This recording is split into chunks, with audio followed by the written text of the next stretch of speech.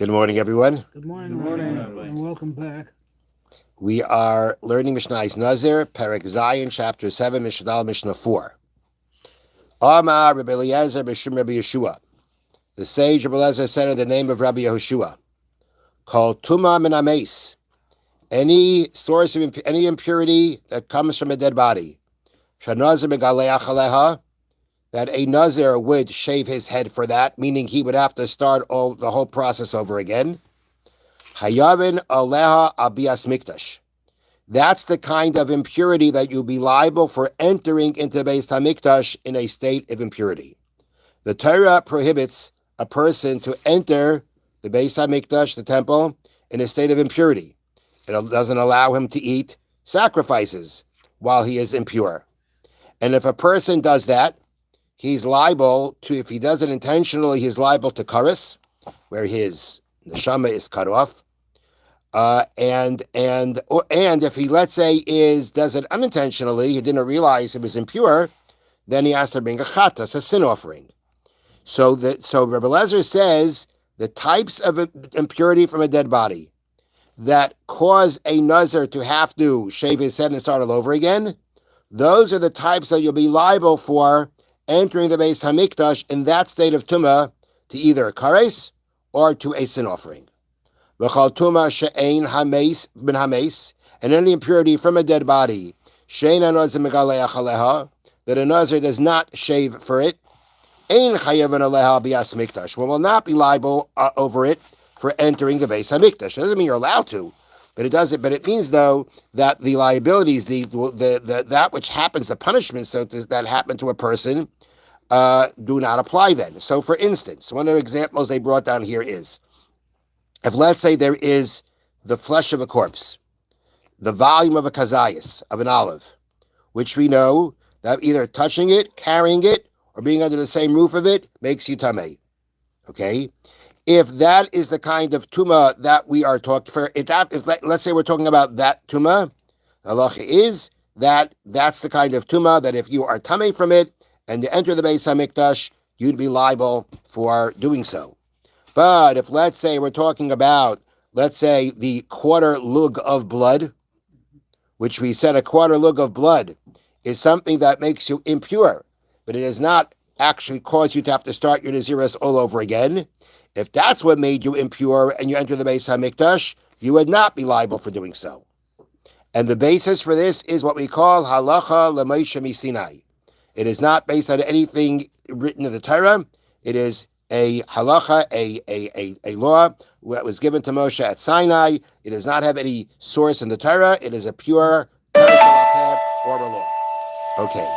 What's important to point out right now here is that the Mishnah stressed any tuma min hames, any impurity from a dead body.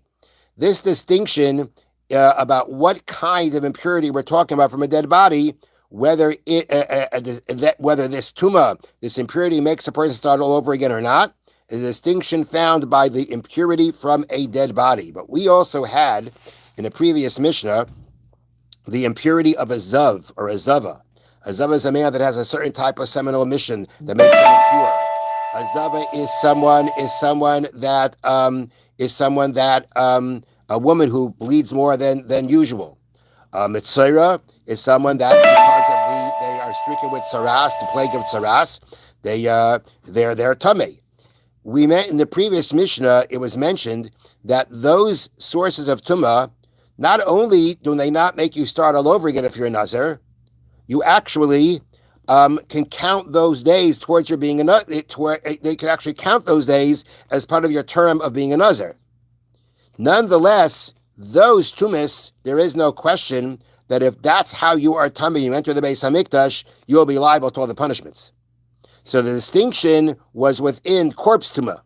But if we're talking about the tumah of a zav, a mitzera, those, the Torah says straight out, if you enter the Beis HaMikdash in those states of impurity, you will be liable. Okay, now, Amar Rabbi Meir said, Loi tehezoi kala min asheretz. This, meaning what we just mentioned before, the kind of tumas, the tumas that were mentioned before in the previous Mishnah that do not make a nazir have to start over again, Reb Meir disagrees, and we said just now that there will be, if that's how you became Tameh and you enter the Beis HaMikdash, you will not be liable for that. Reb Meir disagrees. And he says, Lo yiseizu kala min hasheretz. All these impurities that we just mentioned that are corpse impurities, but don't make you start all over again, should not be more lenient than the tuma of a sheretz. A sheretz, there are 8 creeping creatures whose dead bodies generate tuma. What exactly those 8 are is not clear, but the Torah specifies 8 types of crawling animals that their carcasses would make a person tamei. Now, there is no question, again, that if that's how you became tamei, that's how you became impure, and you enter the Beis HaMikdash, you'd be liable for that. Intentionally kares, unintentionally karban chat. There's no question about that. And, as is pointed out, a sheretz is considered a more lenient type of impurity because of the fact that, number one, it does not make you impure for 7 days. All you got to do is go to the mikveh after, by that day that you touched it, and then you're tahar. That's one reason why it is considered more lenient. And also, you're not tummy for 7 days. You don't need paraduma water. You don't need the red heifer water to make you pure. And therefore, it's considered a less strict, a kind of a lenient form of tumah, and nonetheless, it is going to make you liable if you're tamei and you from the sheretz you enter the Beis HaMikdash, you'll be liable for it. So says Reb Meir, these other types of tumah that we're talking about from the corpse that make you tamei for 7 days, and you need the paraduma water to make you pure, shouldn't be any less than that. That is Rabbi Meir's argument. At the end of the day, Rabbi Meir's argument we don't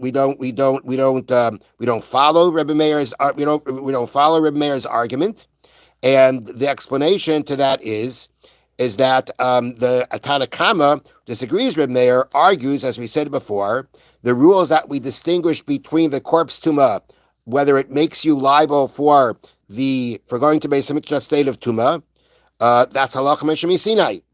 It's halacha Mishna Sinai, and therefore, since halacha Mishna Sinai, the kinds of logical arguments like Reb Meir is saying, well, if a sheretz that's more lenient would make you liable, all the more through these, that's not going to help you when you are dealing with these rules being part of halacha Mishna Sinai.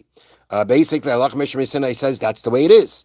And since halacha Mishna Sinai is what makes this distinction, that the tumas that don't make a nazir have to start over again, you're not liable for entering the Beis HaMikdash state of tumas. That's the halacha Mishna Sinai. That's a fact. And therefore, Reb Meir's argument, his logical argument, is not going to help under these circumstances. Okay, we'll finish up the Mishnah tomorrow, Mitzvah Shem. Have a wonderful day. Thank you, Rabbi. Thank you.